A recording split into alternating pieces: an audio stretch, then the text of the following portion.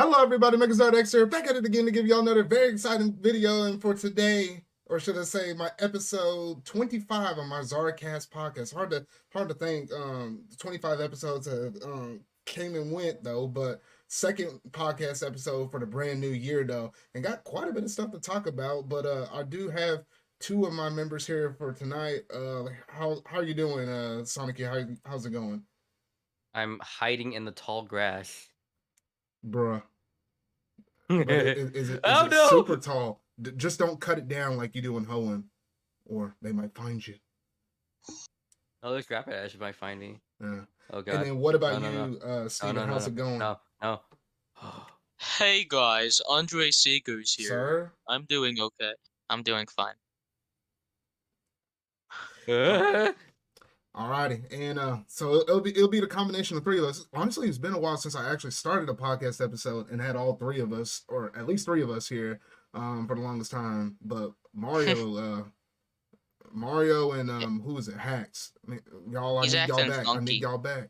I need y'all back. I can't capture this stupid Rapidash. Bruh. But anyway, so we got some pretty good topics for tonight, though. But we got a handful of pop culture, a handful of gaming news stuff. Some stuff I wish I would have reported back on it last week because it was some pretty big stuff. And then obviously the big meat in the tables. By the time we get to the what you've been playing segment, we'll be going deep into our impressions on Pokemon Legends Arceus, though. But without any further ado, let's go ahead and jump straight up into that pop culture segment.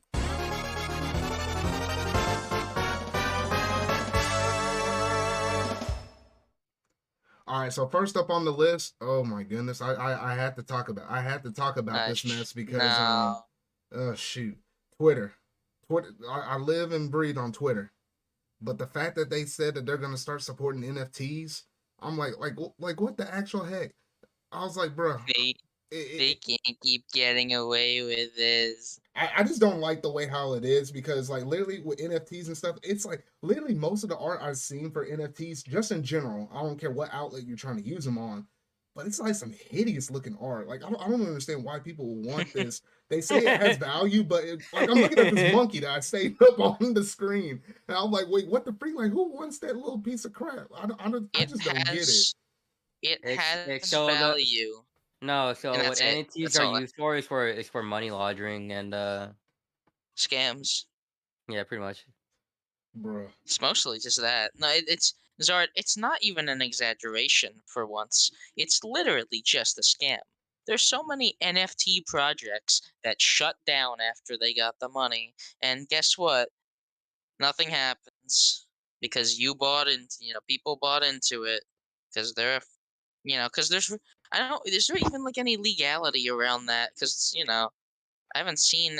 I'm pretty sure if NFTs were like some kind of a money laundering illegal thing, they would be stopped by the government. But you don't see the government doing anything. But at the same time, all it takes is one person misusing them, and they're gonna crack down on everybody. Yeah, because it is weird with the NFT stuff. Because I'm like, I think businesses recognize it because it's profitable, and I guess they're trying to go the whole route of trying to give digital.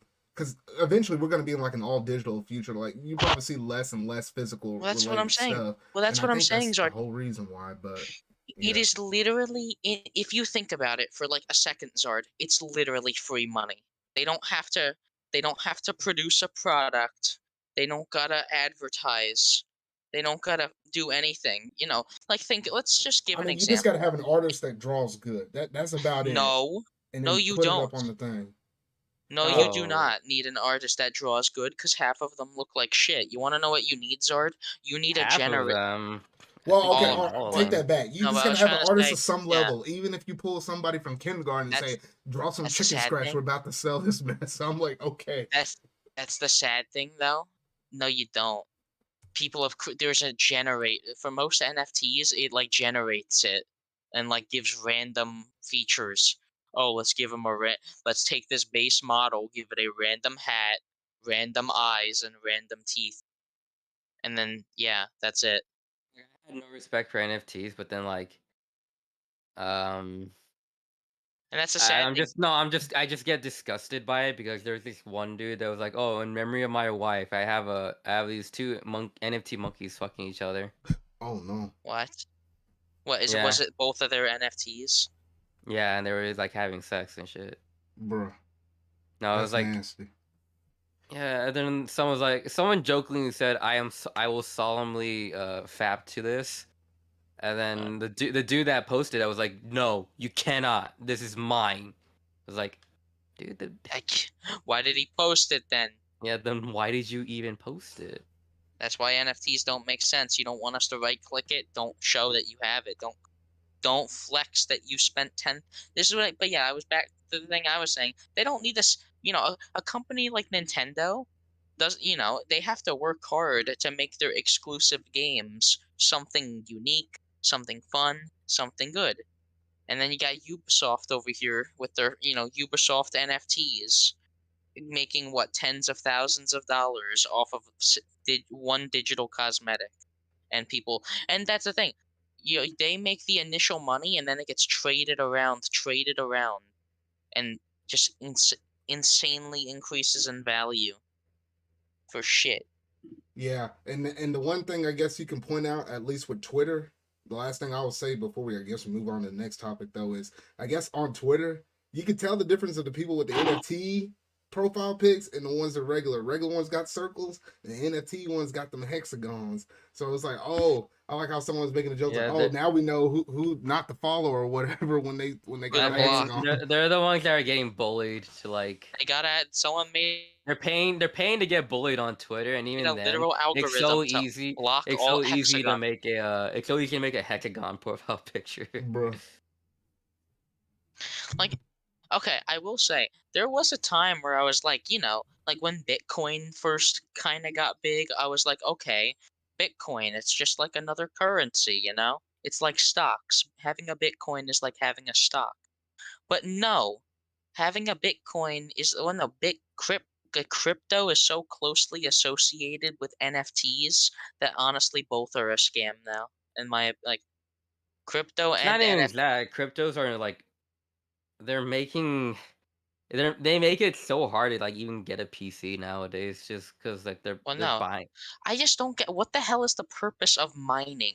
Like, what are you making crypto? Like, are you making your own money if you have like crypto mining? I don't get it. I don't get it either, Steven. But moral of the story, if you don't want to harm the environment and you don't like the way this is going, just don't support it. If you don't support it, then they can't make money. They have to pivot, turn Yes, they face. can. But I feel like no matter what, it's probably just gonna be. Is this probably going to be a thing like how we normally have digital? A lot of people like physical, but then when they first introduced digital DLC, what was it, microtransactions? People didn't like it at first, but then it's just become the norm. This might just wind up being the norm. I just don't know. Yeah, but Zard, people don't like. That's not really like a. People still don't like microtransactions. They still don't like pay to win. They still don't like loot boxes. It's Zard, literally nothing has ever changed. People still hate it, but the consumers still buy it. That's why That's what I'm saying. It's like it's not like everybody like loves it. They just kind of low key accept it. It just become part of the norm. Like you might be living across the street from it, and I ain't gonna raise my pitchforks up and go get you because I just don't like you. Like I can't stand your face when you walk out across the block. But you just be on your side of the street and they be on their side of the street. That's just all I was saying. But Zard, that's what corporations do. They make a bad idea, they force it down your throat so much that it becomes the norm. It's not like people, loot boxes. Loot boxes were universally hated, but every game kept doing it because they wanted it to be the norm. We want to have people gamble and spend more money, and it works. It happened during like the PS3 and the 360 era. If anything, loot boxes are only getting bigger because of shitty fucking anime uwu gacha games. No, it's true. Because of the FIFA games. What are you talking about? Gacha games are just loot boxes. Bro. Tell me I'm wrong. It's just All loot right, so box. Xenoblade 2 is nothing but loot boxes. Yeah, that's a game that you pay for and gives the currency in game. Hmm. Hey Zara, do you remember having to pay for in game for all that stuff? In game for which game? Xenoblade 2. Yeah, you buy core No. you buy you Besides the buy core deals. crystals in the game. I'm not I mean, talking about real money. yeah, not That's like what I Yeah, real like. money. that's No. the difference. Loot That's what I boxes, just you said. need real money. Well, that's what I just said. Well, not really. It's the definition of loot boxes isn't like using real money. It's just any like a randomized form of collectible in a game. Hmm. Eh. There's a difference between loot. Yeah, Yeah, you but got then loot boxes, yeah, then but you like got when you want the loot box, but you don't have the in-game currency, what do you usually have to do? pay money. Yeah, that's Yeah, true. Well, yeah, that's but that's yeah, that's but what that that's yeah. what that's what we're talking about. We're not Well, talking about yeah. like well.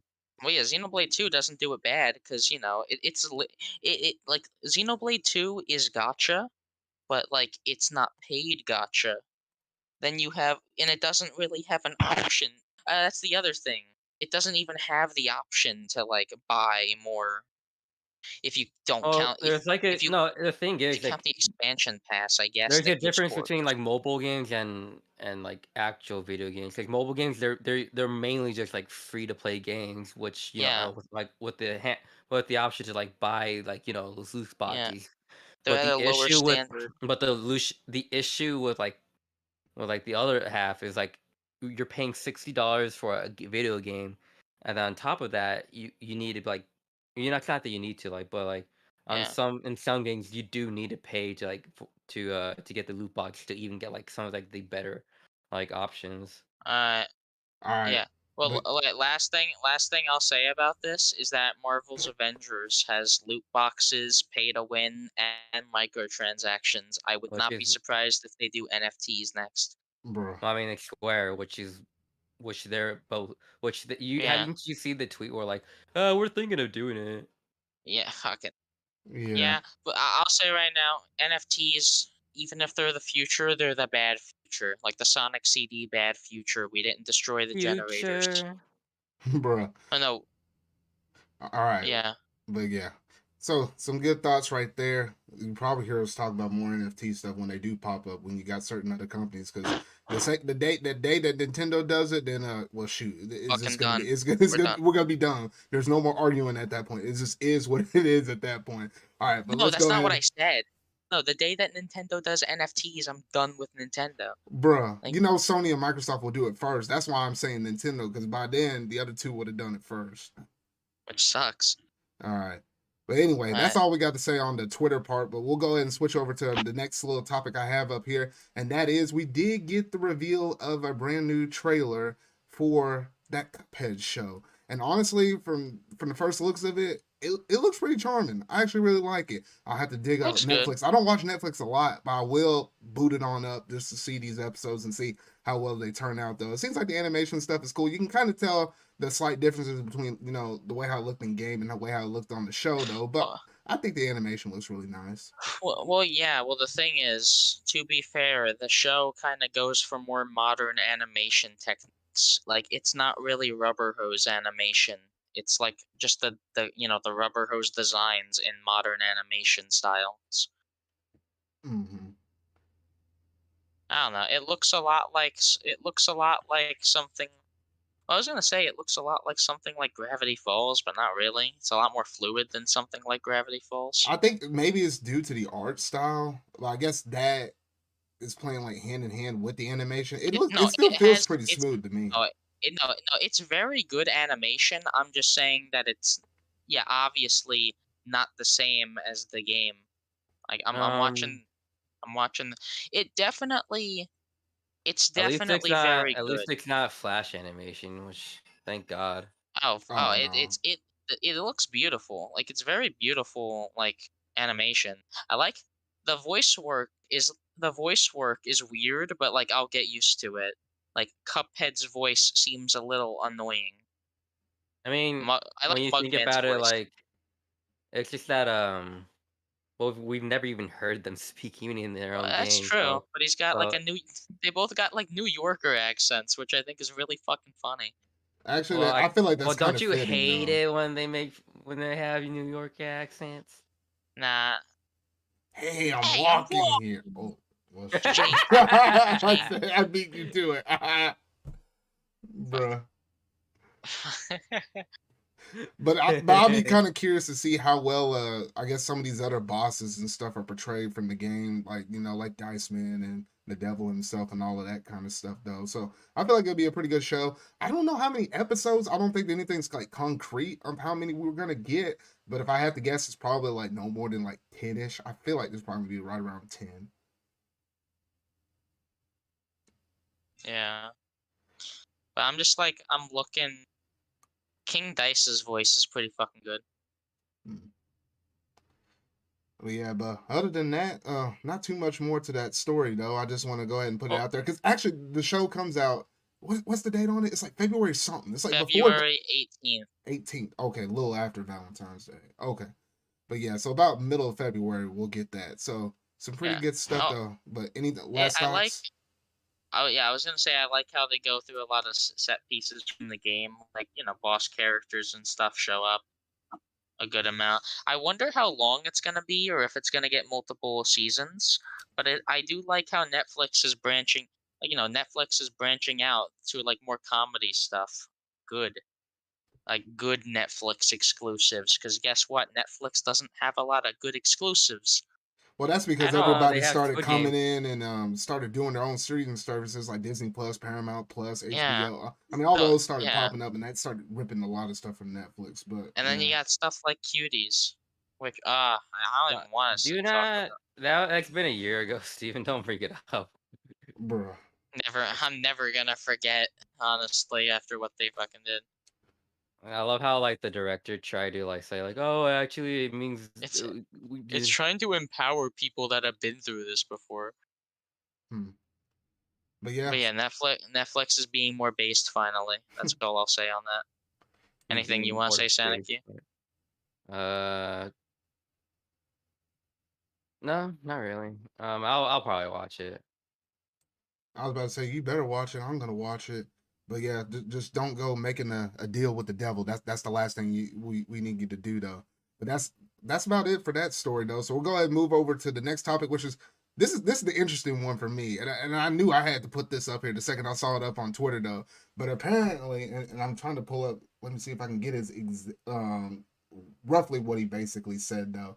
But essentially, The Rock said that we're going to be bringing one of the biggest, most bad mamma jamma, you could probably put the actual words up in there, games to the screen, one that I played for years. So it seems like The Rock is going to be in another movie, another video game related movie. And at least for me personally, I pretty much for the most part, at least with most of the modern ones that he's been in, been almost watching every single movie that The Rock has basically shown up in, at least within like the past, I feel like 3 to 5 years or something like that. But I'm very curious what this will be, and I just have a sneaking suspicion. I know it's not going to be Nintendo, because if it was Nintendo, it'd be Ganondorf. And shit, I ain't ready for a Legend of Zelda movie. I ain't ready for that. Fucking. And it ain't Donkey Kong, because we already got the voice actor for that. If they're gonna do a Zelda movie, they'd have to do like Studio Ghibli style. There's just no way. It has to be animated, like 2D animated. You say that. It has to be. Okay, I just seen this. Someone said he would be Steve from Minecraft. Oh no! Please not Minecraft. Please no. That wouldn't make sense. That doesn't seem like a game that The Rock would be playing. A Minecraft movie was supposed to happen, and then it's been delayed to hell and back. I'm just trying to think what kind of long running franchise. I'm thinking, is it third party or first party? If it's first party, it'd be something from Microsoft or it'd be something from. I'm leaning closer to Sony, but I just can't put my finger on what that actually would be. I don't know. Lo and behold, watch it be Gran Turismo, because the Fast and the Furious. No. Let me take that one back. Please don't be that though. But I'm very curious to see exactly what that is, because I remember like one of his somewhat sort of kind of more recent ones, like Jumanji as well as that one where they play that board game and it kind of comes. Or no, that is Jumanji. What am I talking about? I'm thinking about that because there's two different movies. There's two different movies. That's what threw me off. All right. But apparently, he has been quoted as saying that it's from the most quote unquote the most badass video game. Fortnite. Oh no! Now I remember. Doom. If it's freaking Doom, I'm gonna be like, what the freak?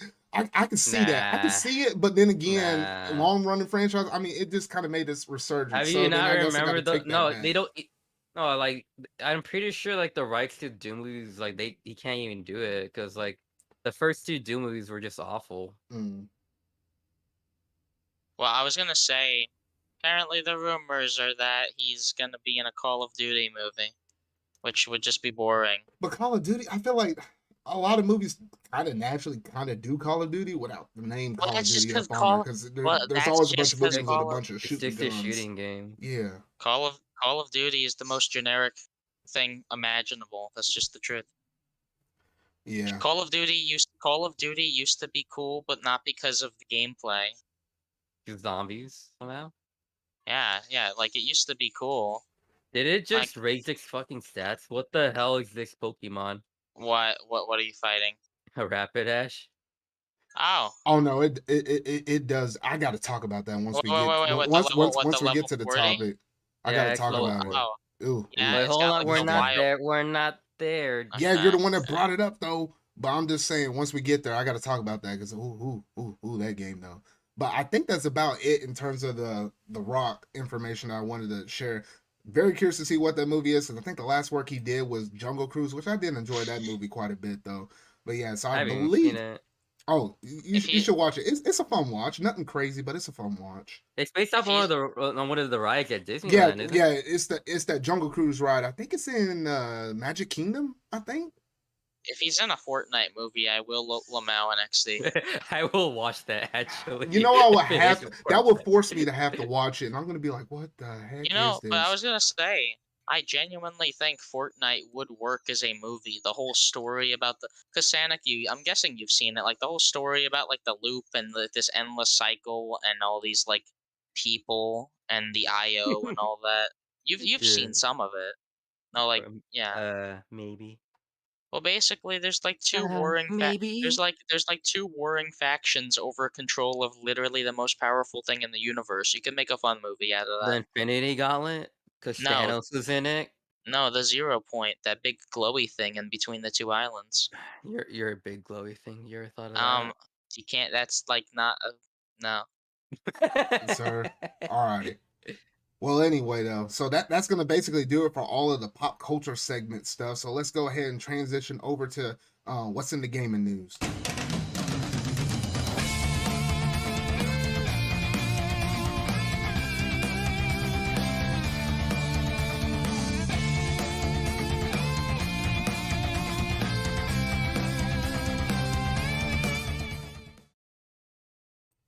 Alrighty, so first up on the sheet that I got right here, this is some interesting little bit of news because I just recently been getting into this series. I think since what was it, like maybe October last year or something like that though. But apparently there's a hotel over there in Tokyo, over there in Japan, and you walk up into this place and lo and behold, you see Kingdom Hearts related stuff everywhere. The bedding, the floor, the back of where you're sleeping at, the table itself, showing its heart and stuff like that with Sora and stuff.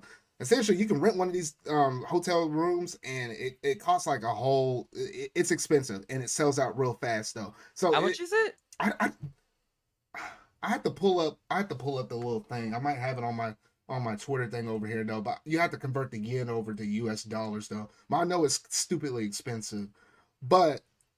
I guess one of y'all might be able to look it up while I'm still breaking out the story though. But that's not even the big highlight. The big highlight is there's a treasure chest up in there, and when you open it up, there's some kind of item that's up in there that there's an NDA on there where it says you can talk about it, but you can't show no pictures or anything like that until April of whenever this, like, there's like some kind of anniversary concert for the Kingdom Hearts anniversary, and it's probably at that event where they show it. Away. So I'm like, my goodness. I was like, I guess they're gonna. It probably has some kind of lore. So it's interesting now. You got hotel lore within Kingdom Hearts, which is kind of. Oh crazy. my god! Why would it be lore though? No, but I was trying to ask you. I was trying to ask you, Zard. You said that people can. You said that people can talk about it. What if people said, or is it not out yet? It's like the hotel. And I was looking at one of the Twitter users. I managed to get it. What was it? What's her name? I don't even know how to pronounce this, but here's the @ It's like @ AITAIKIMOCHI. If you look her up on Twitter, she posted a whole bunch of things on there. At one point, I think she did share the image of the thing, and she had to go back and delete it because I guess she didn't pay attention to the NDA or whatever though. But you could sort of kind of talk about it, but apparently it's a blue whatever that fruit is that you see in Kingdom Hearts 1, it's like a blue version of the fruit. Yeah, it's like a blue version of the fruit. That's what I've been hearing, or what's been kind of going around. So I was like, take what you will, though. They're gonna get married. Sora and Kai are gonna have kids. They're gonna fuck. Sure. You can't say that. Sir? You cannot say they are Disney characters. You can't say that. They're Disney. They're Disney characters. You can't say that. Disney characters do not fuck. You need to know this. When they're of age. Okay, Disney characters don't fuck. Then why are there ever parents, huh? Well, you're telling me that the parents so they exist so they can just die. Oh my fucking. Or like do nothing for their kids. They exist so they can die. This kind or abuse their kids. You know how Disney is. Yeah, Disney's one of the two. You're an abuser or you're dead. Think of it. No, think about it. Those are the only two options. No. Well, that's true. They are the only two options.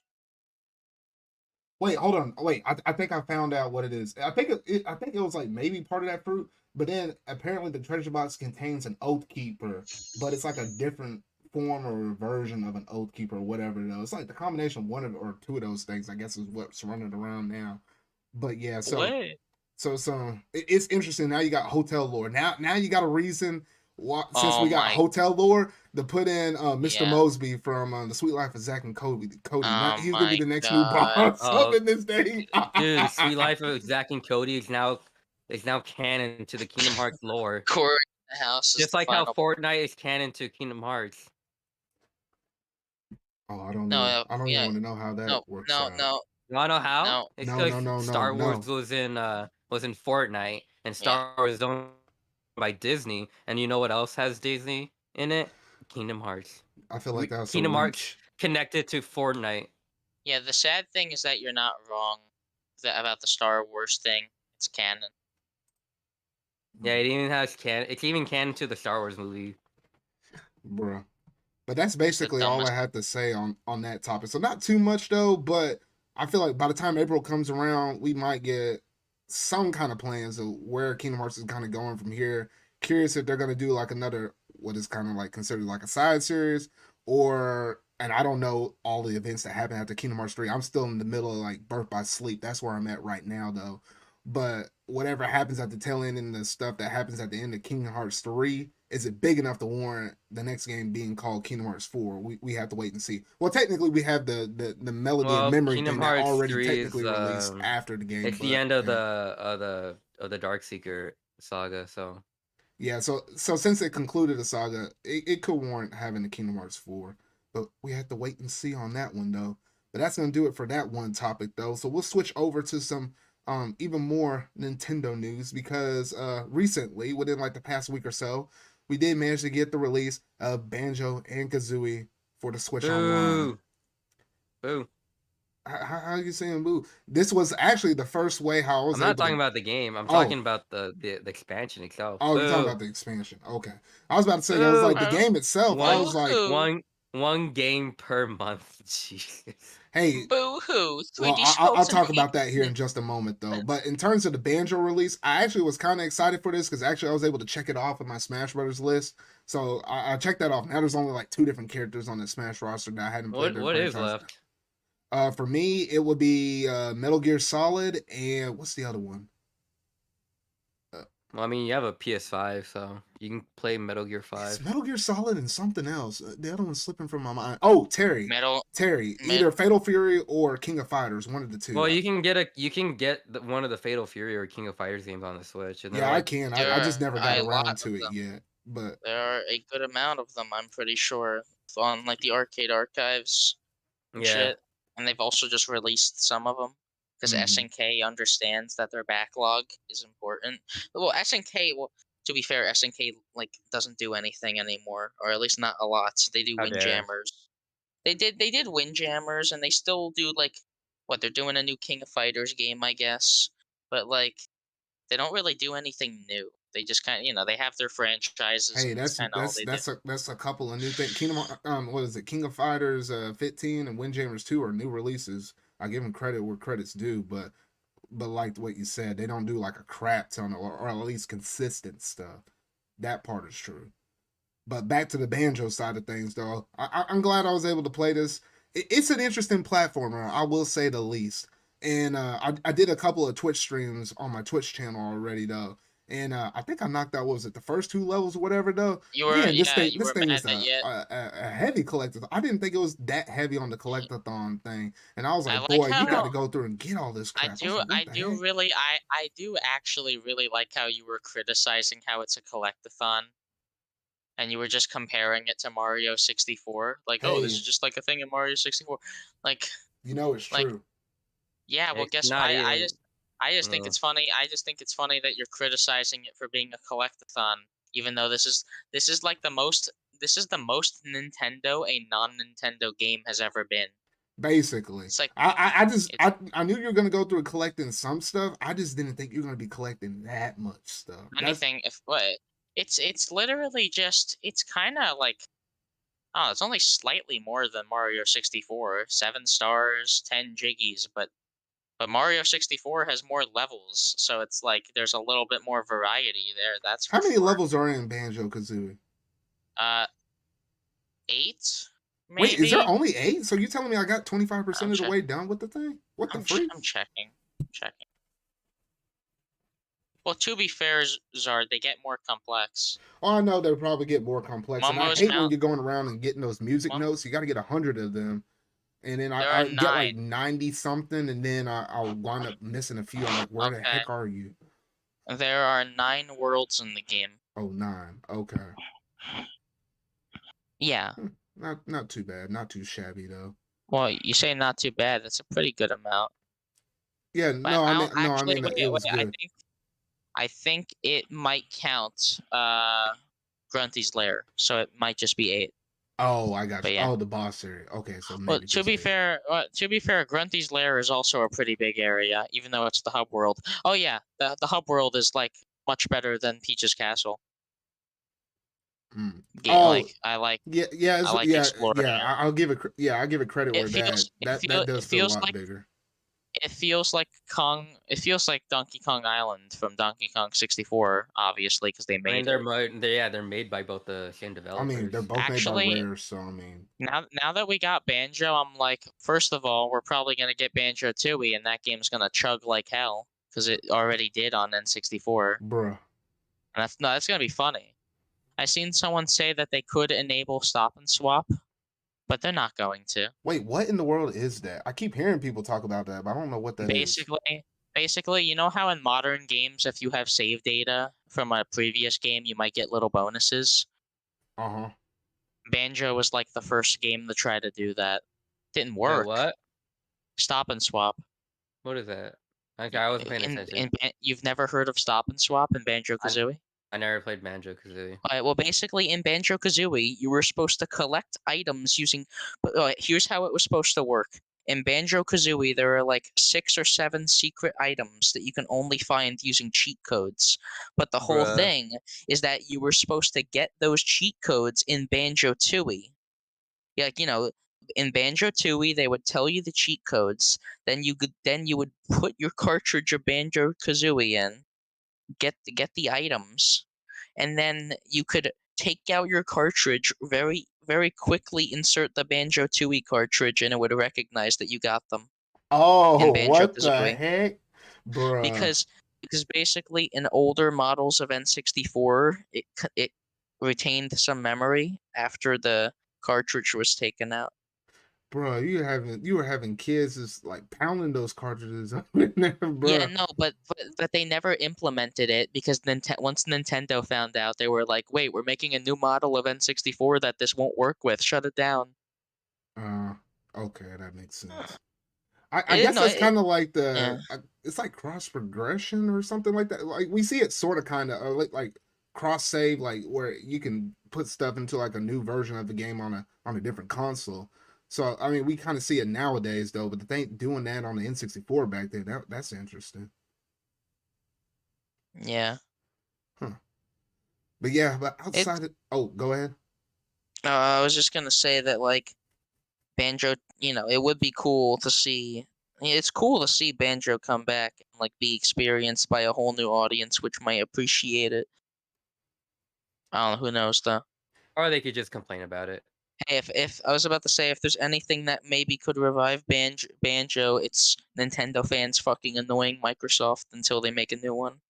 Bro, you know they ain't. Well, you but think they would, also, but I don't know. But also now more than just boomers can like Banjo. That's the other thing. It's Bro. not just boomers that are gonna be like my favorite Scrimbo Bimblo.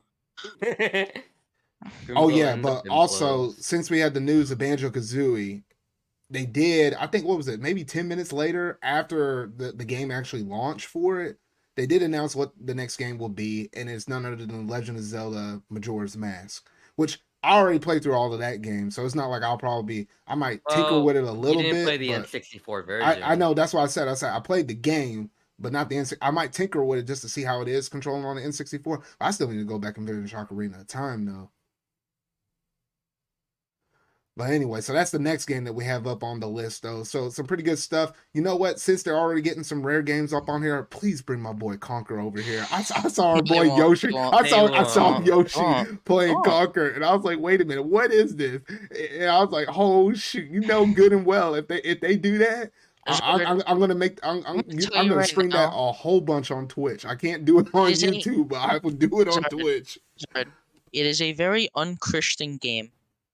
Bro, but that NES was funny though. I'm just like, what the heck? Like, no, I'm telling you right now, it is very unchristian. You might not. No, I know. I saw some parts. Some parts were funny, unless there's some other stuff that I hadn't seen up in the game. You literally. Okay, actually, no. I don't want to say. I don't want to say the one. No. Yeah. Don't say funny. it though. No. But anyway. No, the game has some tricks. Has some quirky and uncharacteristic tricks. Jeez, how hard is it to catch this Pokemon? Which one are you trying to catch? The Rapidash. Oh, are you? What level are you? Level 16. No, there's no way. There's no way. You don't even have the stuff to do it, bro. I'll help you out once we start talking to you, but anyway. Okay. Well, first of all, striking them. Okay, so it died. Well, I was trying to say. That's it. Well, hold your thought, Steven. Hold your thought. We'll get to it when we get to it. It died. We're just giving little teases here and there, though. But anyway. Yeah. The seed of mastery. You probably got a lot of XP from it, though. Jesus.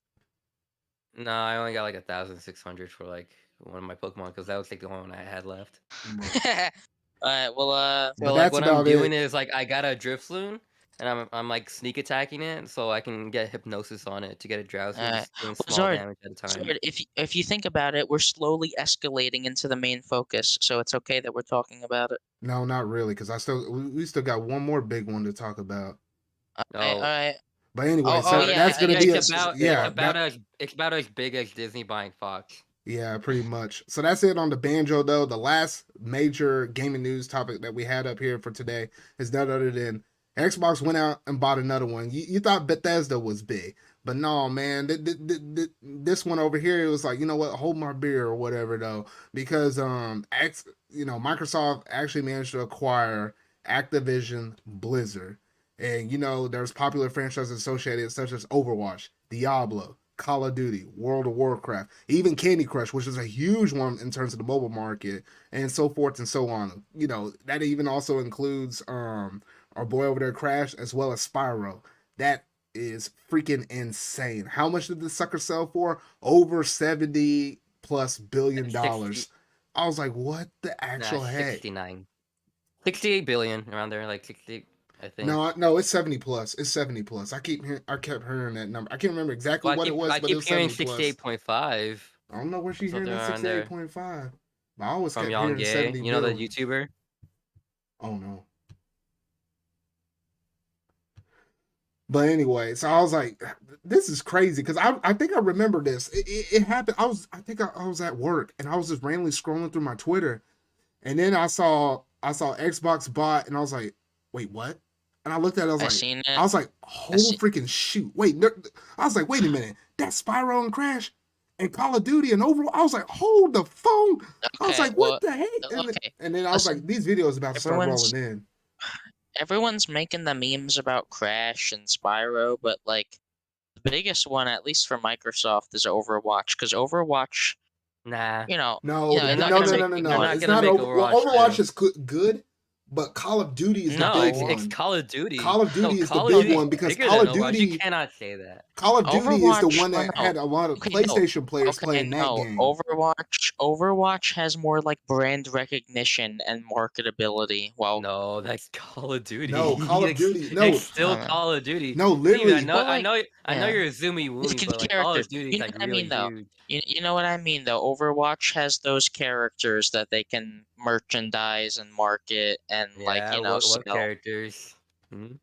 Yeah. The gay Call of one. Duty. I mean, not Call of Duty. Overwatch is just a game that kind of runs for a long period of time. We're just about to almost get Overwatch 2. I got Rapidash. Oh, nice. It's probably not gonna. It's probably the bad thing is you're not gonna be able to control it though. That's the bad thing. Yeah.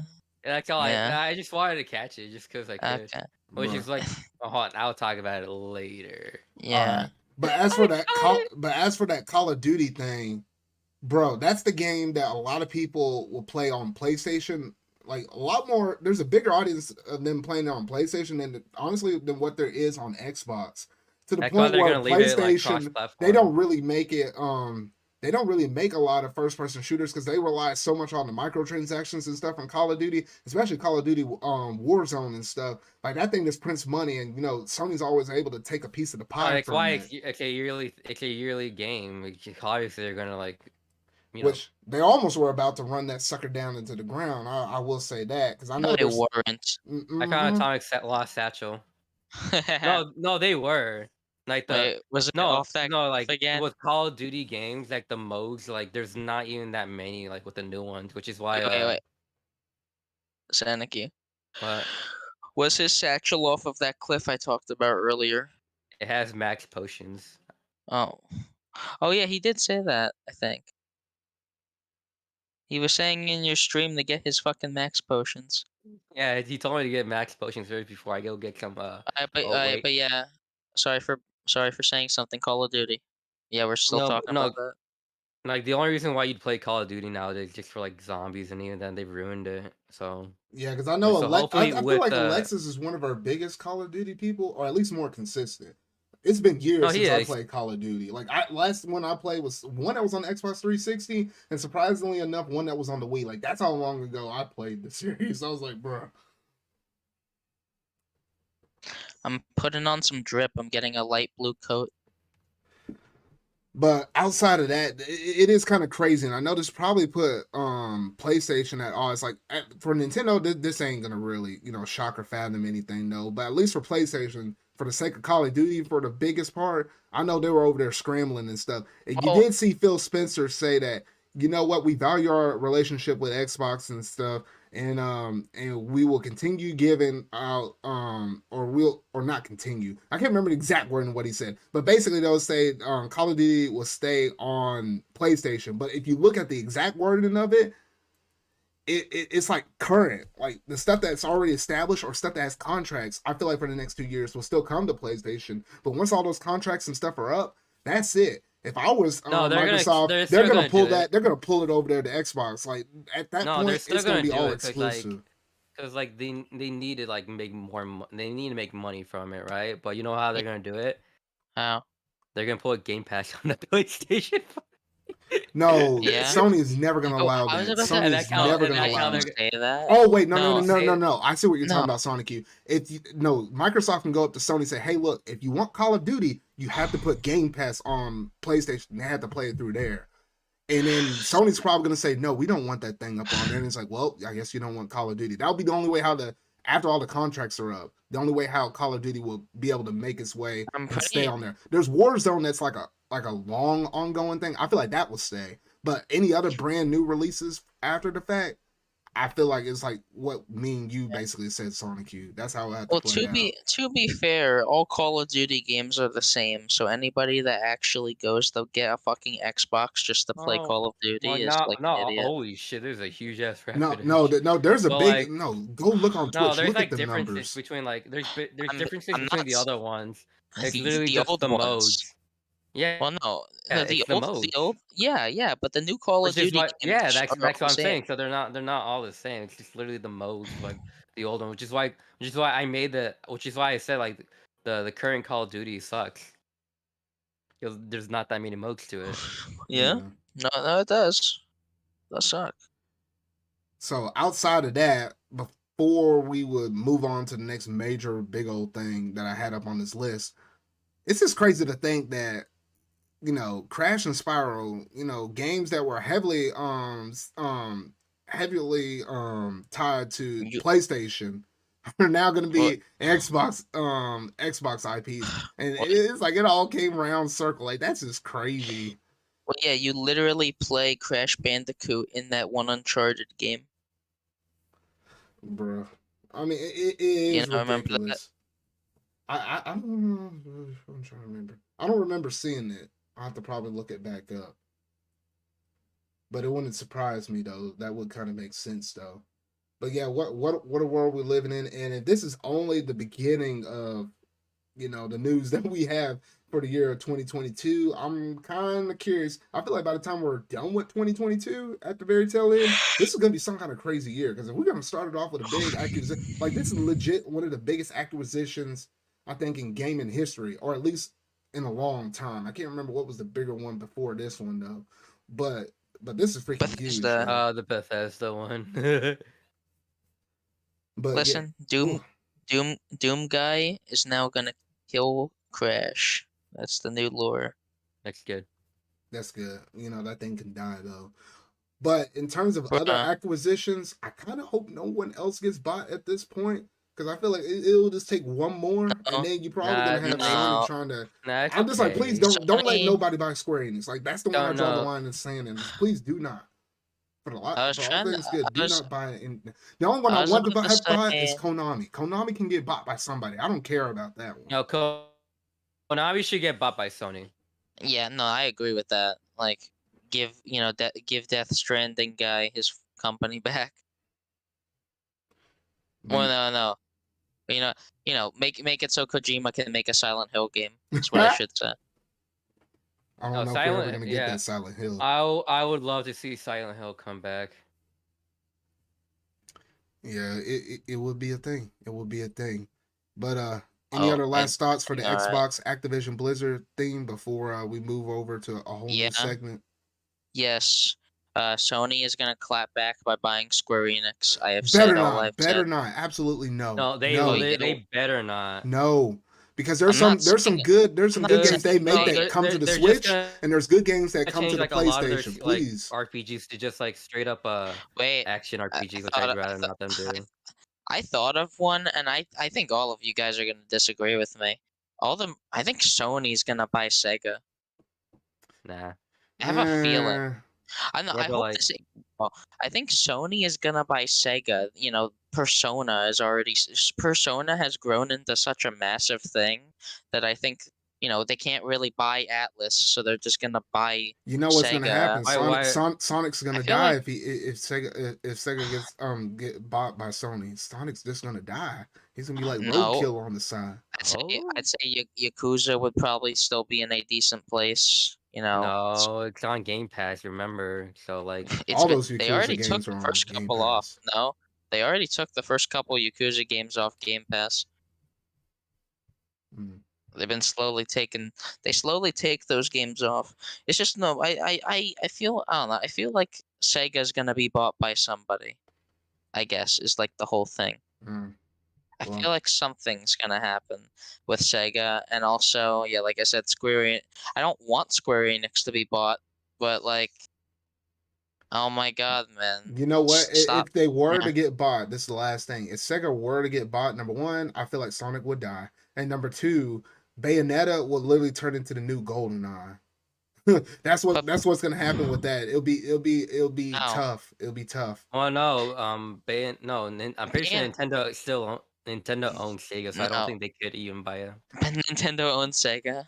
I mean, doesn't it? Isn't that like the thing? No, Nintendo doesn't own Sega. What are you talking about? Oh, never mind. I'm fucking. No, for the rights of Bayonetta, it's weird. It's just like how GoldenEye 007 plays out. It's We've like talked about this it's because before. they help fund it. Like they get the publishing rights for that stuff. But then again, Sega is technically the technical owner of it. If they go to somebody like Sony, No, then you okay, need to listen. have, like for example, you want to have Bayonetta 2 or Bayonetta 3 be brought back. You have to have consent from Nintendo. You have Guys. to have consent from Sony because Sega's associated. It'll be weird. That's why I don't want that mess to happen. So I was about to say, the funny part to me is that Platinum Games doesn't even own Bayonetta. No, yeah, they just make that's it. what I was Yeah, thinking. it's a No, but I combination was of gonna stuff. say, That's what I was thinking. someone described it in a really funny way. They're basically just mercenaries for hire for game development. Basically. Pretty much. Which Yeah, I don't want nobody buying Platinum either. They make good games. like think about it. Yeah. I mean, haven't they been bought though? No. What are you Yeah. talking Well, about? no. Actually, no. They've been That's trying why to stay independent. independent. That's why they've been doing the Yeah. Kickstarter No. fund things so they can stay Yeah. independent. No, they want to stay independent, and as long as they keep making good games, unlike stop making Babylon's Fall, they'll be fine. What do you have against Babylon's Fall? Do you remember? Oh It's no, an I don't want to online. talk about that. It is an online service game that looks like ass. That's what it is.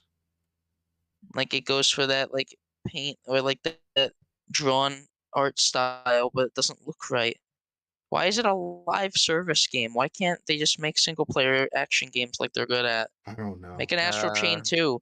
Make a fucking Astral Chain 2. We probably will get it. I just don't think it's going to be on this make current a beautiful gen. Joe 3. It's going to be on the next. Beautiful It's going to be Joe on the 3. next Switch, Steven. It's going to be on the next one. But they continue. But like I don't know, they left it on a pretty big cliffhanger. What the? I know, Have you that's even why I'm played it, saying. Zard? No, I have. What you talking about? That's why I'm talking about it. Remember how at the end of the game they just kind of forget about the big red monsters pulling people away? I know Did you they forget about that? they did leave it open for a sequel, and I'm just saying we probably ain't gonna get that sequel until whatever comes after the next after the Switch. That's all I'm saying. Yeah, no, yeah. Well, back to what I was saying. Sega owns Bayonetta. Like the Sega owns the Bayonetta IP. Nintendo owns the publishing rights to Bayonetta 2 and 3. Okay, They have to that's pay what I was thinking. they have to pay Sega to use Bayonetta still. But they also have to pay Platinum because basically it's Nintendo's idea. Nintendo wants Bayonetta 3. They just have to deal with Sega and Platinum to get it done. Yes. And that's why if you were to give it to, like, if Sega were to get bought by PlayStation or something like that, if you wanted to see a port of those, second and third games. Not really. It would be. Then you run into like years in the future. I'm talking about years in the future. You run into another GoldenEye situation. You say that, but like the whole thing is that I'm pretty sure Sony would be more willing to do that nowadays than they would back in the past. They do have that whole PlayStation PC initiative.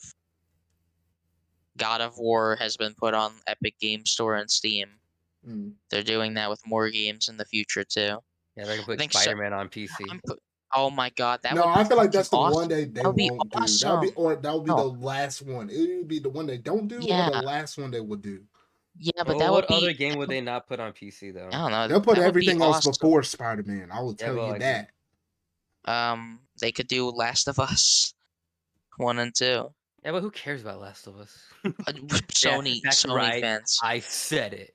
Who cares Sony about The Last of Us? Part 2. The Last of Us. But anyway, so that's gonna basically do it for the Xbox and Activision story though. So we'll go ahead and move over to our next other big topic after the game topic. And that will be none other than oh shoot, let me get the thing. There we go. All right. So next up will be about that show.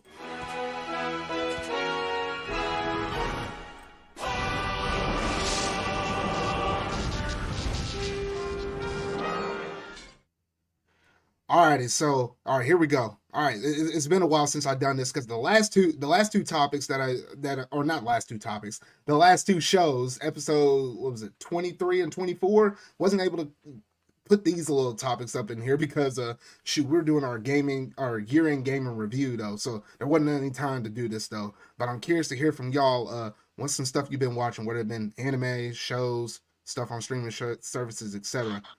I'll start off with you, Steven, since you like to talk a lot, but keep it short. When I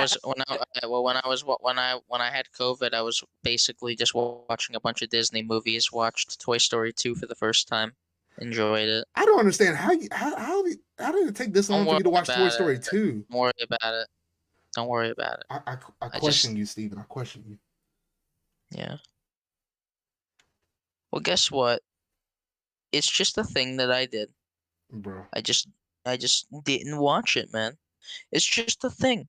If you don't watch a movie, you don't watch it. What the hell? So apparently if you inflict drowsy on Luxio and it does wild charge, it immediately wakes up. That's awesome. Bro. Alright, so that's what you've been watching, Steven. What about you, Sanikyu? You been watching any good shows? I've been watching Smiling Friends. It's like one of the funniest shows ever. Smiling Friends. How many episodes are in that series, Sanikyu? There's only 8 episodes, and they're all between 8 to 10 minutes long. So at worst, 80 minutes. Yeah, wait, 8 to 10 minutes? Are they not 11 minutes each? No. Or do they just vary in length? They vary in length. Interesting. They're not that long. I keep saying to watch it because it doesn't really take that much time to do it. The thing that got me kind of curious about it was the fact that there have been certain memes, at least on Twitter, floating around with that show. There was one where, they're talking about, I guess, some kind of person they were helping, and they were like, you know what, we're gonna cut them loose. It's a lost cause or whatever, though. Whoever they're talking to in the show, but they throw a green screen behind it, and in one of them, it was one with Undertale, and you had what's her name, Chara, in the background or whatever, though, and then it is I like how you use the correct pronouns. There are no pronouns. What are you talking about, pronouns? That's why you said there.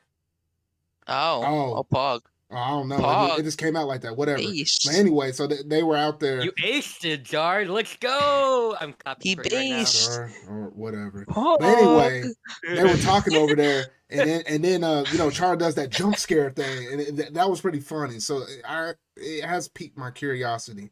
I just have to sit down and do it. I have like 4 other animes I was trying to start. There's some brand new ones coming out because we got into a new season and whatnot. Though, hey, if there's one thing I can say about it, it's very Christian. It's Christian, all right. It's very Christian friendly. The show. Yeah, it's Christian. Let me put my favorite meme from that Jard. I'll send it in talking back. Okay. Or no, Mike, actually. Alrighty, and then at least for me, golly, I thought of. It's weird. I guess at least for me, what I've been watching is as always, I always go through and watch different animes and stuff like that. I had one I really wanted to talk about, but now it kind of slipped from my mind. Put it on the screen. Let me see. Let me see here. You say you put it in. No, Mike. Bruh. Got it. Oh no. Oh no. I was trying to think. At least for me, in terms of shows I've been watching, I guess I'll just throw out one that I just. Oh no. Well, okay, I could say this.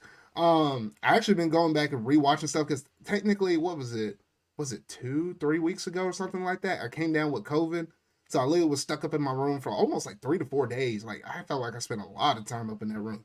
Anyway, it got to the point where I was so bored, I was like, and so beat up, I was like, bruh, I need to watch something. But then at the time, there wasn't a lot of like newer anime episodes for me to watch because they're kind of on slower, stagnant releases, at least for the dub series though. So I started thinking about this. I was like, well, let me go back and watch one I actually watched a long time ago. One that actually got me into anime. So I started binging the crap out of Fairy Tail once again though. And I made it all the way up to season 2. What was it?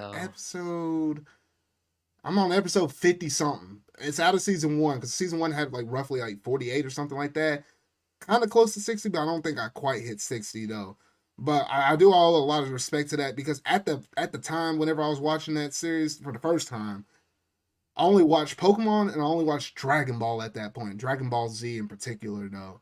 Those are the only 2 shows I was watching. But it wasn't until I watched Fairy Tail where it kind of opened up the floodgates to say, oh, you know what? Actually, anime is kind of pretty cool. Let me go out there and see what else is out there. Anime is kind of pretty cool. For me, it was what's it called? Wow, I've been watching JoJo and Shield Hero. I watched. Me, it was Full Metal Alchemist Brotherhood. Full Metal Alchemist Brotherhood. Okay, that's pretty good. Oh, you never watched it? No, I'm saying no. You got a good choice based upon what other people have been saying. Though I still got Alexis breathing down my throat saying watch One Piece or whatever. Even my cousin saying watch One Piece. I'm pretty sure you're next. Like, no, it's me and Alexis are like because like. You talked about how it wasn't really that good, but like you're talking about you weren't even talking about like the right version of it. You fuckers are not gonna get me to watch One Piece. I don't care, bro. I got a question. What color is Octillery's shiny?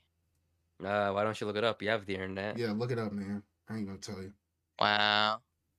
Yeah, that's right. But yeah, outside of that, I guess I don't know if I ever talked about the Spider-Man movie. What the freak?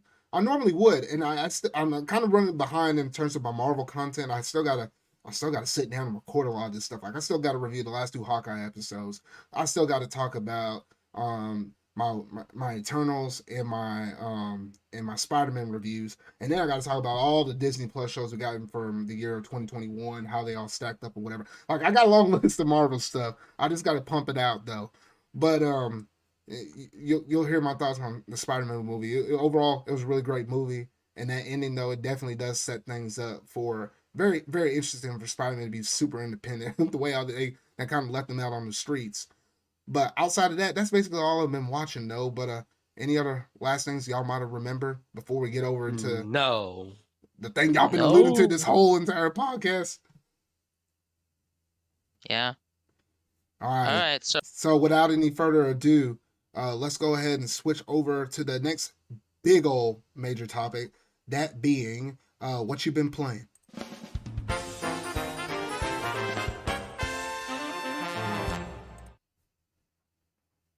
Alrighty, so now, oh goodness, there's some games to talk about. Normally, we'll go around and talk about random games we've been playing though, but no, there's the new cool kid up on the street. And he showed up in the month of January. Like this dude been missing since Christmas, and I was like what the heck? Like what? I don't know, man. But cool. Say whatever though. But he's the freshest looking thing on the block. Like it's something that you hadn't really seen though.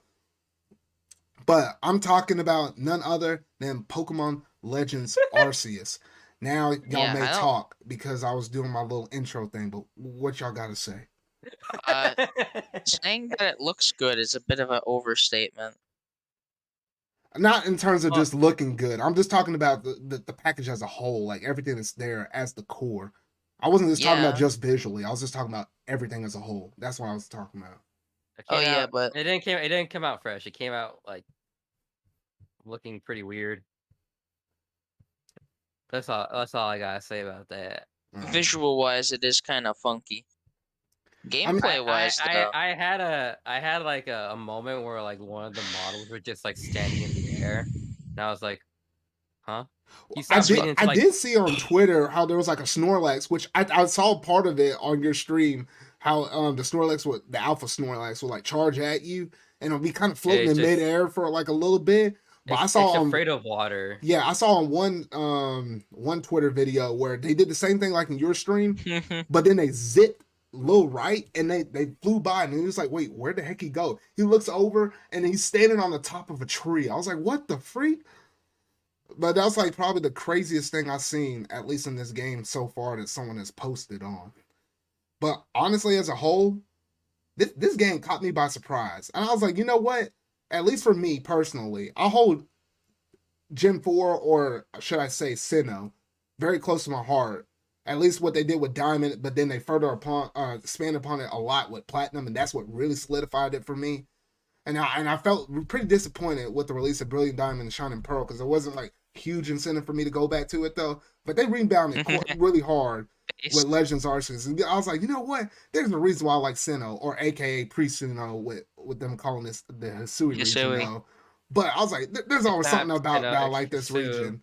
And I was like, they do a lot of good things and a lot of good firsts with Sinnoh in general though. I've just been loving every aspect about the game. I put about 11 hours into the game so far. And it's crazy I put 10 hours in the first 2 days. Like normally, I can't say the last time I did that with any new game release though. But what about y'all? I've still been playing it since like 5, 4. So hypothetically, this game is pretty good. And you know, hypothetically, I found wood. He found wood. And, you know, for the sake of argument. You stop. Yes. Oh, we know you like argument. What are you about to say? The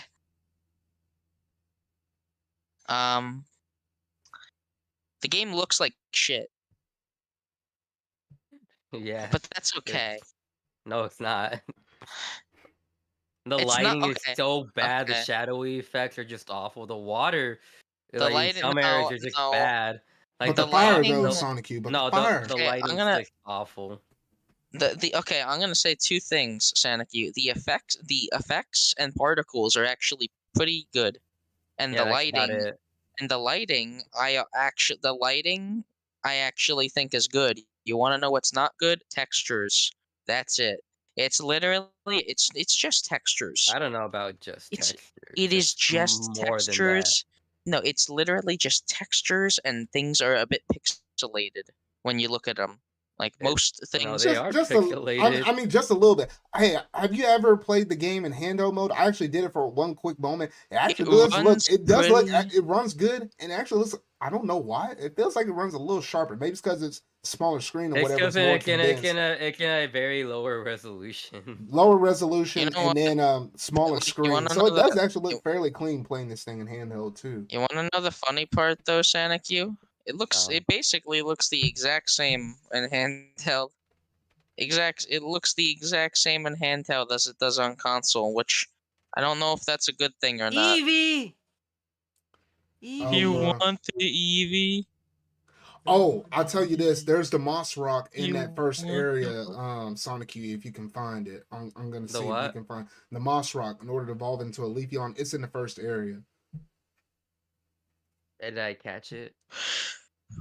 It's Momu. I didn't catch it. Oh yeah, baby. No. But in terms of some of the other stuff, I mean, visually, speaking from Legends Arceus, it ain't nothing top tier. If you really love graphics within your games, this is definitely not going to be the game for you, though. It's more so that gameplay loop of going out, catching Pokemon, completing out that Pokedex and stuff. No, that's the thing. That's the biggest main thing. Is that they made catching Pokemon faster. Oh no, it's more streamlined. No, this sucker is streamlined. Remember back in the day, you threw a Pokeball at it and that thing would shake 3 times. No, it's only gonna shake once, and it's 2 different styles. It's either like the light ball jumping off the ground, or it's like it ricochets real high up in the thing. Alpha Rapidash. Do I dare catch it? And that's about it. And then also starting up the battle is a lot more instantaneous. I feel like I love how streamlined it is, and also the UI, like switching your Pokemon just by hitting L and R or whatever. It's just more streamlined. I love every aspect about it. So it's not like you have Pokemon models are like way better. And everything is better. Not everything, like gameplay wise, everything's better. I don't care. I literally don't care. Everything about this, gameplay wise, is an objective improvement over Sword and Shield. Objective. Everything is being faster. Actually, Isn't that's subjective. So actually Hey, we keep it real on this podcast, Steven. We keep it real on this podcast. yeah. The term is subjective. Oh, I'm keeping it real, alright. Get real. Yeah. Alright, well, back to what I was saying. The whole thing about it being an isekai is pretty interesting, but also people don't like it. I don't like it either. I'd rather. I don't know. It's interesting. How hard I is mean, it it kind of just to gives like it say? lore, How but hard was it to like just to say?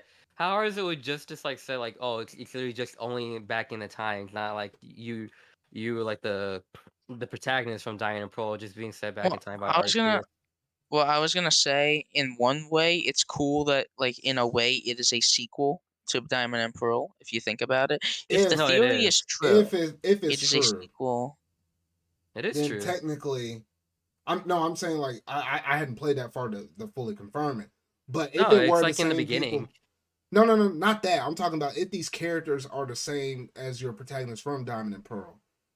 I hadn't played all the way to the end to kind of figure that out. I feel like they probably No, would it's like expand on it's it. in the beginning, Zard. It's literally in the beginning, like No. They I also see them say time traveling back, no. but I'm saying if these are the same exact characters, like Well, we you don't know know how that. they look like obviously Lucas and Dawn from the thing. They look like them, but I just want to make sure that that's the case because you And know like I how said, Pokemon is with the whole multiverse thing and what they've been doing since Gen 7, all this stuff. it's not They've been really doing some weird stuff when you start looking back at the lore of everything and how everything kind of shapes together. But anyway, that thought aside though, I'd rather it just be like one world, like just a bunch of regions, like that way you can like go back to oh, like go. the regions. You know what? And that's you just reminded me of something, Sanikyu. Oh my gosh, I'm glad you said that. Literally, That's why I like Gen 2 so much because like you explore Johto, and then when you finish it, you go back to Kanto and see like how it Kanto. changed. I'm Shut up. so glad How it Sanikyu you mentioned this because this reminded me of what was it? I thought about this like maybe 10 years ago. I said in the future, I was like, you know what? Wouldn't it be cool if I had something that was like a Pokemon Arceus game where you got to go back and explore like every single region? And I was like, I don't think nothing like that would happen. Well, Jar, I did you didn't not think catch me telling? Did you not catch me telling Steve to shut up with Kanto? bruh. I just don't No. know. I was trying. Okay, well, as I was Hold gonna on, say. Steven. You didn't let me get my thought out Oh though. my But god! I was anyway, just gonna say you could do that easily just by having each of these open worlds be a different region, but like not the full region. Like, oh, No, it you has to be the full explore. region, otherwise it won't be that that's what me and fun. Sonic were talking about, and this is what I thought about 10 years Huh. ago. It would be nice if you have one game where you start off in one region. Honestly, it probably would be Kanto. I mean, this is Game Freak after all. You start off in one region, and then you're able to move to Johto, then move to Hoenn, then move to Sinnoh. At the time, it was only Kanto, Johto, and Hoenn and Sinnoh when I originally thought of this idea. So I thought it might have been possible, but I never thought we actually would get an Arceus game, let alone my original idea for it though. But lo and behold, we did get a game that was called Arceus. It just wasn't that, but it was big and expensive enough to where it's for or not Nintendo's, but the Pokemon Company's first open worldish game. And I was like, okay, I was halfway right, not fully right, but I was like, I'll take what I can get though. But I would like you, Sanikyu. I really would love to see that in the future. That'd probably be like more closer to the mainline series than the Legend series, but it is interesting nonetheless. Was our Game Freak considers these mainline games, which I actually think is a good thing. No, yeah, they are mainline games. Their mainline is just like not your like brand new generational games. No, like they what you consider have. them mainline. No, they Wow. said it. They are a mainline. Yeah, but they're not a new generation. That's true. Like a new generation. I No, guess that's what I'm talking about. Like literally, you're gonna have the Legends line. You're gonna have the standard line that introduces new gens or remakes of older games. Yeah, and yeah, I don't but know those if we're games. gonna do a Let's Go line. I don't know. Yeah, but isn't it? Yeah, but isn't it kind of sad? Isn't it kind of sad that the Legends game that's supposed to be a spin-off is literally the best Pokemon game since Black and I White mean, this 2? is the closest game that felt like the anime or just like how Pokemon would normally play out in So what you're normally, telling which me? is interesting. Like you So can what? walk Can around I during the say battles. You can except catch you're them first. You can welcome battle for this them. party? The whole turn based thing is not like left right left right. It can be left left Just an right left right ordinary right left or demigod. whatever. So You're Can it I is welcome. good. You're welcome. Thank you. Yeah. But yeah, there's a lot of Yeah. good aspects. But the battling though, oh shoot. This game It's better. Oh, I'm holds your fucking. hand for like the first hour. After that, No, it doesn't. No fucking Yeah, it doesn't. does. yes, it does, Steven. First hour is like a bit stretching it. Like they throw you into your first No, I mission where you get literally streamed the game Yeah, on no, that they Twitch, just and throw you in your Sanikyu first. did too. Literally for both of No, our they first are hours. holding your. Yes, They are holding your hands. Yeah. but that's Oh, that's the only hand it is holding they're not. gonna do. After that, What? you're on Okay. your own for the rest of the game. To be unlike every other fucking Pokemon game, the hand holding at least makes sense since this plays very different. Well, yeah, That's no what I'll shit. say. That's why Yeah. we're saying that there is hand holding. Yes, Sword and Shield, it had hand holding, and it was stuff we already knew. So that's stupid. Yeah. But- Stupid? What are you? Stupid? No, Yeah. I'm Texas. What's the difference? You are from Texas. I'm See, also that's not rude. from That's Texas. rude. That's rude, Steven. That's rude. Don't make me mute you. That's rude. Don't make me mute you. But Yeah, okay. I'm gonna evolve my Cyndaquil.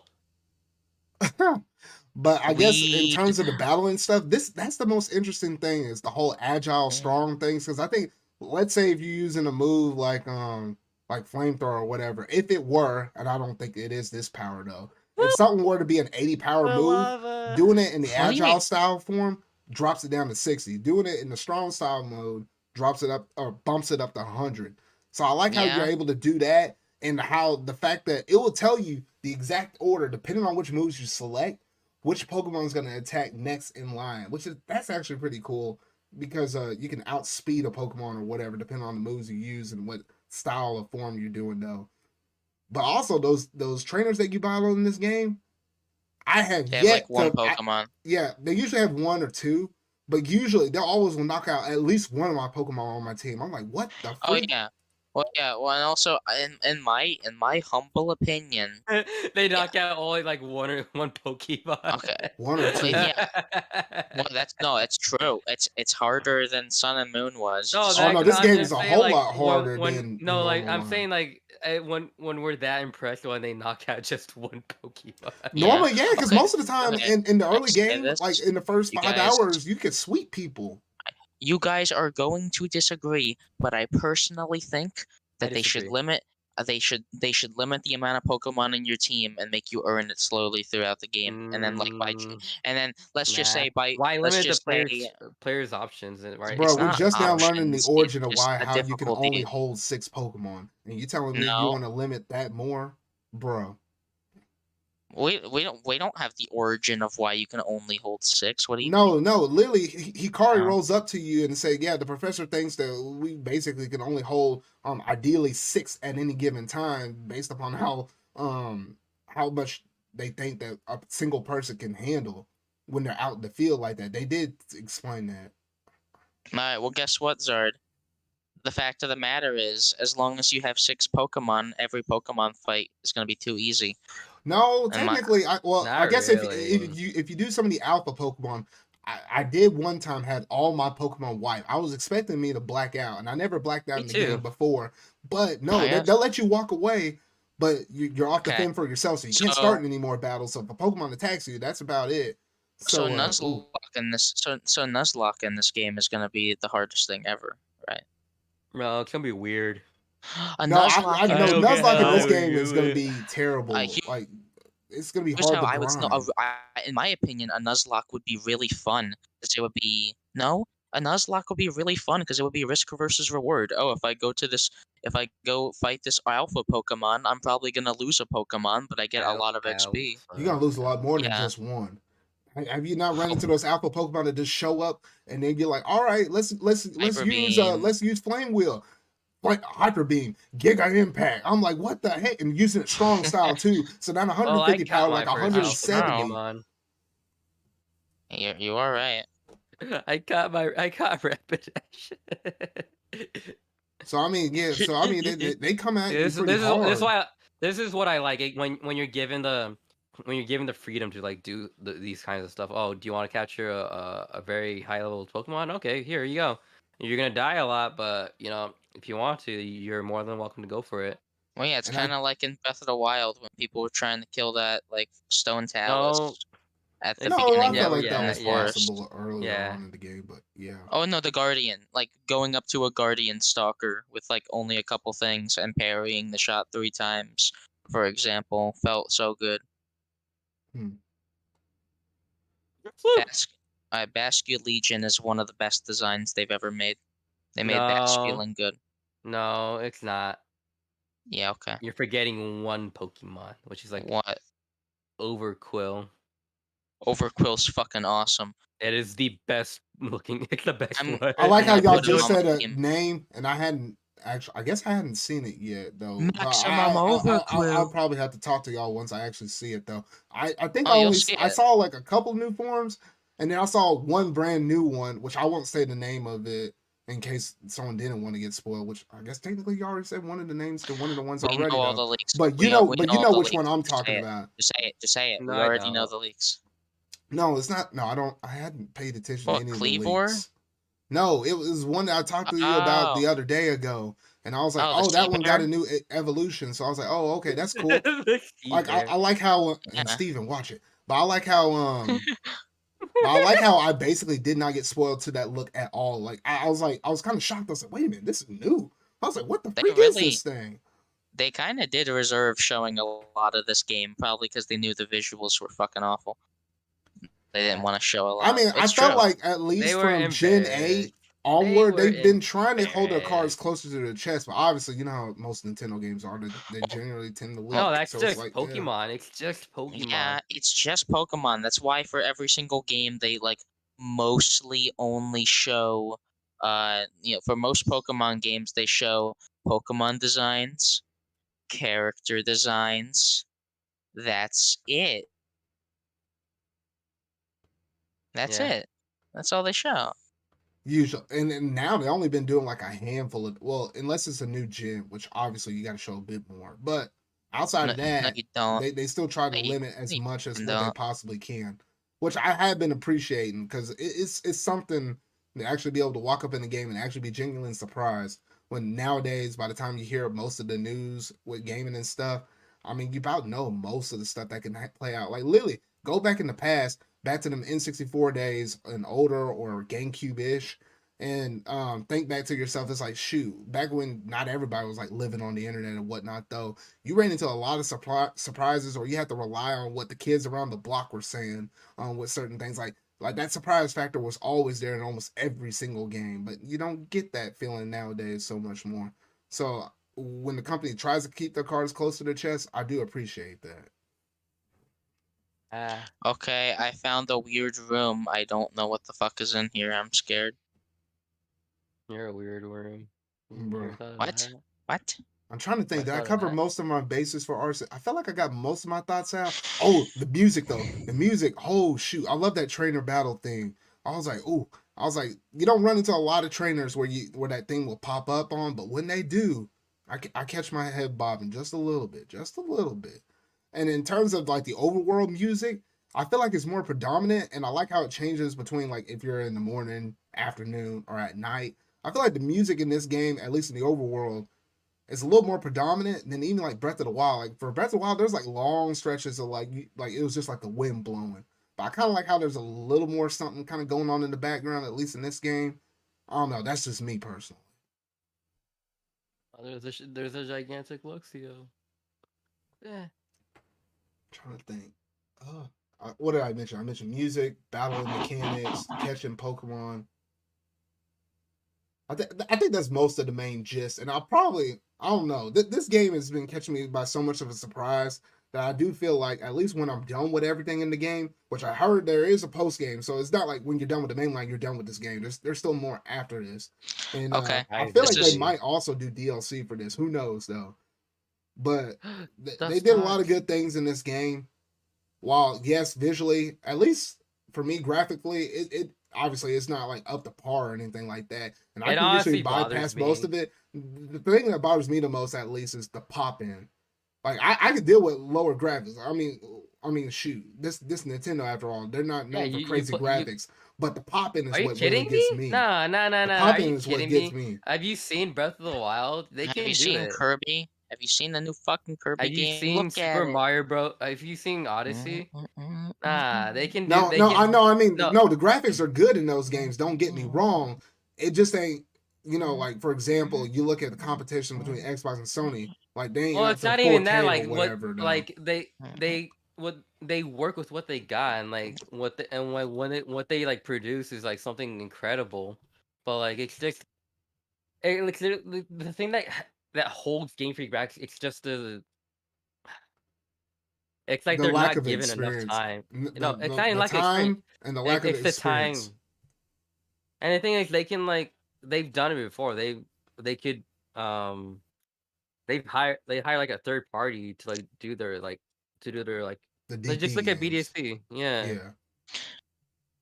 So So at least with this, I don't agree with like the whole like I like Nintendo isn't like known for their graphics. Like it's like some of their best games look amazing. well, okay, The no, not recent ones. or at least let me rephrase that. Not that they're not known for their graphics. It's just that compared to other games, it's not like it's not like you're up to the 4K, all of that crazy stuff like that. So like obviously we're at the standard 1080. They still look phenomenal. You can go back and look at Luigi's Mansion 3. I still feel like that's probably the best looking game on the Switch though. But still, with that thought aside though, it ain't like nothing super crazy to the levels of the competition. But nonetheless, because of the art styles and different approaches they do and the way how they optimize the hardware, the games still look pretty good nonetheless. What, this game? No, I was talking about Nintendo games in general. Yeah. Games. I like Game how is due to feces. I like how Relisify made a review calling it the worst Pokemon game ever. Yeah, that was just purely clickbait. That's the January revenue kicking in. I don't like that. Yeah, no, and then you want to know what he said after? He said, "I really wanted to like Pokemon Legends Arceus." That's a lie. I like how he says how he hates the game, and then I'm making a shiny hunting guide because I want the views. I don't know. Yeah. This is kind of Verlisify is a fucking bitch. He deleted his save data in the game because he didn't like it that much. Hey, chill, man, chill. I ain't trying to bash other channels while I'm up on my channel. Come on now. Exactly. Chill. Okay, well, and then you got. Yeah, I don't actually know what to say. Besides, I'm gonna really, sir. You're gonna say something stinky. No, I'm not. Then stop. All right, that's. I don't know. I honestly don't think I could recommend this game. Wait, recommend it to anybody or what? Yeah, I don't think I could. Oh, I could. As long as I'm recommending, I was like, hey, do you like get core gameplay? Would you like this loop? And does graphics are make or break for you? If they're not, and if you're okay with it, highly recommend this. Yeah, this but thing like is freaking addictive. Like it's been a while since I was like, I've been working at work all day long, and I was like, yeah, I'm pretty sure like yeah, graphics don't make a game, but like there should be at least a standard. Well, yeah, like if you value gameplay, then get the game. If you value graphics, no, get the hell out. Yeah, that's basically where I stand. So at least as we're almost about to wrap things up, in terms of where the Pokemon Company goes from this point moving forward, I definitely feel like they should keep the Legends series. Like that this is a really good foundation base what they did. I'll love to see what they're able to do after they even get more experience underneath their belt, developing HD games for Game Freak. And by the time we get to whatever comes after the next Switch, I'll love to see what will be the next one. In terms of a region, I really wanted to be the 6th gen. I feel like that one needs to be expanded upon a bit more because we never got our Pokemon Z. I'm like, come on now, please give it to me though. But then also with that thought on one side, on the other side of things, it's like, how does this game and some of its aspects, how can they translate some of this stuff into Gen 9? And I feel like that's the next major thing, because I do feel like, at least in terms of the release schedule, we might get DLC for this, and it might pop out around the holiday time. We could. But I feel like in terms of Gen 9, I feel like that wouldn't be until holiday of 2023. So they technically will almost have almost 2 years ish with one team working on the Gen 9, while a smaller team could just work on the DLC to get that out by this holiday. They have enough time by then if they do the DLC route. But I feel like this is probably the biggest gap of time they'll probably have in terms of making what will be the next gen. Now, do you take a lot of this open nature stuff and cram it in Gen 9? Try to do as much as you can, because I feel like they ain't going to be able to do all of it. Because I feel like the way you they still could do it still got to is put them with the trainers in there routes. somewhere. With like the routes, they could just do like an open sandbox kind of deal, like how like Odyssey does it. It's not like a true open world kind of deal, but you know. Yeah, it's like they gotta give you some open world-ish to a level degree, but keep it somewhat bigger. Because I mean, even the worlds in Legends Arceus, like there were some really big areas. Like I was shocked even by the second main area though. But yeah, like what you said, Sanikyu, keep them. They'll still be from a point A to a point B, but try to widen that out as much as humanly possible. Also, I was gonna say the worlds in this game could have this game definitely probably could have been a seamless open world. Like with how bad it already looks, I don't really see how it could have been hard to just like make it so you can go over the sea to the next area. I think it's something with the mountain terrain thing. I don't know. I don't know. You technically probably could have. Mountain, It's just like, how would you deal with that just transition? But well, they probably could have worked it out. Who knows? We but might yeah, get the that in the next mountain. Legend game. Who knows?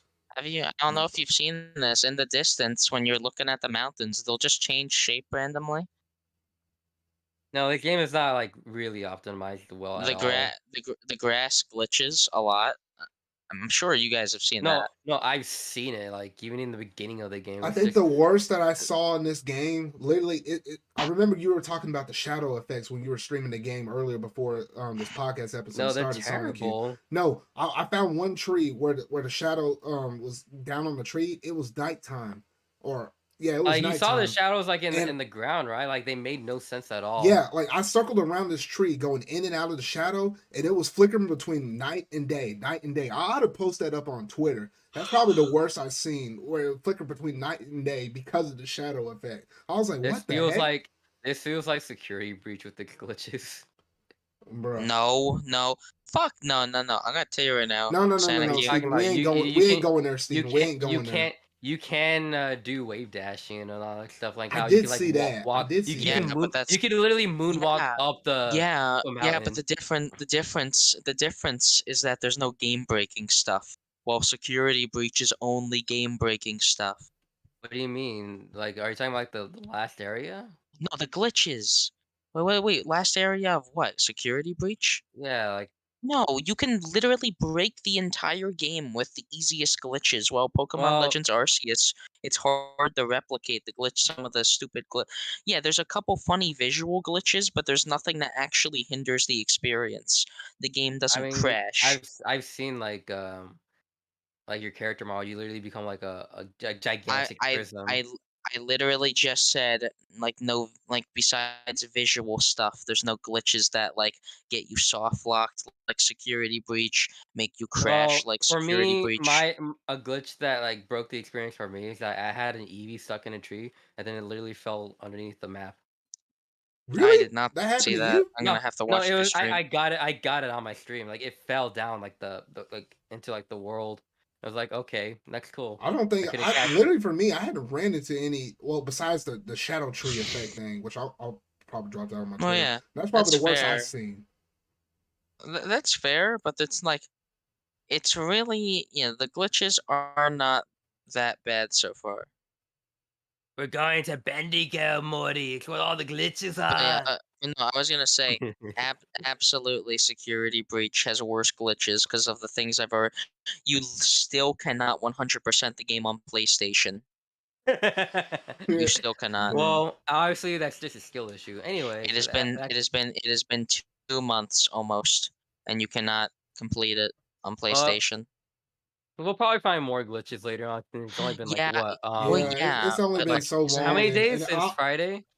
yeah, Well, we but had like, all day Friday, I was Saturday, and gonna today's say, Sunday. We're on day 3 of this game being out. but like the whole thing, Sanikyu, in Security Breach, everyone was talking about how the glitches were so bad, while in this game the glitches aren't. The glitches, some of the glitches are like pretty funny, and most of them are like, most of them don't really matter that much. Like the Not wave that much, dashing thing is just, unless it's a well, Pokemon that you hadn't yeah, caught, the and then wave, that kind of the wave, frustrates people. But outside yeah, of that, yeah. The wave Oh dashing yeah, thing is just a I little funny. Yeah. I thought there was Uh, gonna be. I thought this G dude was gonna have sturdy, but then I forgot they cut out that. yeah. yeah. This game is built around it though. Like, Pokemon are a lot more tough.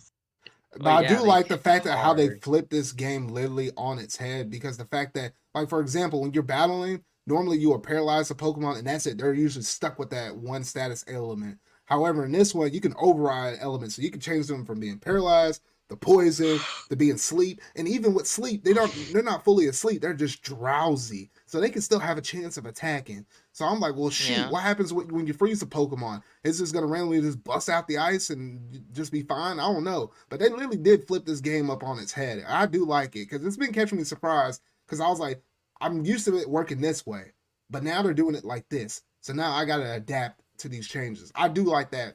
I do like that quite a bit. In conclusion, this is the best Pokemon game since Black and White 2, and they can still improve. It's probably the most fun I had in quite. I would maybe I will say Yeah. the same thing. Black and No White. matter. No, my weasel. It is literally better than every single Pokemon And if game. you don't believe Well, us, no, listen to okay, no, Sonicu's not every outcries single that he's Pokemon been game. doing for this whole entire episode, man. Like, Yeah. what the heck? He even got his thumb of approval though. Well, no, I don't know about that. Come on, I haven't played the entire game yet. I heard you say it Yeah. in the Discord, bro. I heard you say What it. wait, what'd I say? You said this game gets my thumb of approval, and I was like, well, shit. Well, I didn't. well, you did. No, you did say that, or like, no, you were like, so far this might get my thumb of approval. Yeah, I didn't say it did. No, but yeah, but I was gonna say, Sanikyu, that the fact that this game actually has a post game is more than Swish can say. I'm just gonna call it Swish. You mean it's for shit? Sir? Yeah, Swish it. Yeah, no, it is. It's Swish it. So yes, this game has post game. It doesn't have as many Pokemon, but I don't care. You have to actually go and catch them this time. It's fun. It's fun is the main part in that sentence. But yeah, Sword and Shield, it was not fun to catch Pokemon. It wasn't fun seeing an NPC go left, then go down in order to, like, you ever see the stupid ass cutscene? That's another thing.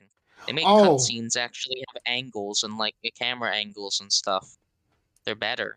You Hold don't on. have a you that, don't that you don't reminds have me. like you don't have Hop I repeating the don't same like how 15 you can't. animations. I don't like how you can't skip the dialogue. It's not That's even so fair. much about skipping the dialogue, Sonic U. The fact is, we need No, voice it's like acting up with in this replay. game. Like, come on now. I know for Well, the voice act- replayability, it'll be nice to skip the cutscenes though. Yeah, no, I'm but saying like, like at least give me the replayability. voice acting first. I'm like, come on now. Like, Yeah, like why? Where's the voice acting? Like, They just didn't obviously feel the like budget. it. The budget didn't go into like the visuals, so I don't know, but I feel like, come on, try to work some miracles out with Gen 9. Like, come on, we're about it due time. needs We're due voice time. acting. Like, Because literally, it's on a console. Like, it's been how many games are on the Switch? Like for Pokemon games, like 4. Like Let's Go, Sword and Shield. This one, Mystery Dungeon. Mystery Dungeon, Pokken Tournament, Yeah, Pokemon Snap 2. 5, 6. Come on. Yeah, so it's long overdue.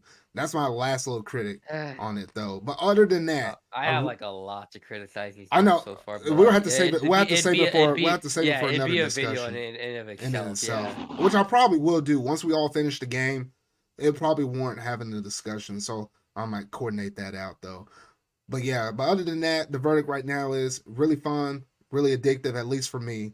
And it's been hard not to kind of think about it. I was gonna say, it almost gives the feeling of Breath of the Wild where you see a new area or you see a Pokemon you haven't gotten yet and you're like, oh, one like more, for one me, more. I've been in I have the incentive like to just walk around and like Well, explore different areas. that's what I've been doing. And also the controls are very good. Like, everything controls nicely. It's tight, it's responsive, not really You laggy know in the what else is slightest. tight? Yeah. Oh, that Alpha Gardevoir is tight. No, but But at I least you bet my expose Geo, yourself I bet, as listen, my All Geo right, dude all named right, time to Geoduski cut the is streams. All right, tighter. time to cut it. Yeah, it's almost about time to cut it because literally, at least after I'm done with this stream, if you check down the description box down below, I'm literally gonna do an after dark stream on Twitch because I'm about to stream some more Legends Arceus. I didn't play this game enough, so I'm about to literally Yeah. stream this game I after I'm might, done with this. Yeah. I might stream this game tomorrow. Well, nah, never mind. I want to stream more Nier Automata. I've been enjoying that game a lot. Near Arfardama. Something like that. Cringe. But yeah, so outside of that, normally I would switch over to community questions, but I did post that tweet or that message so late though. The only little thing I had was like a little Twitter poll saying like if you played the game, how much you liked it or whatever though.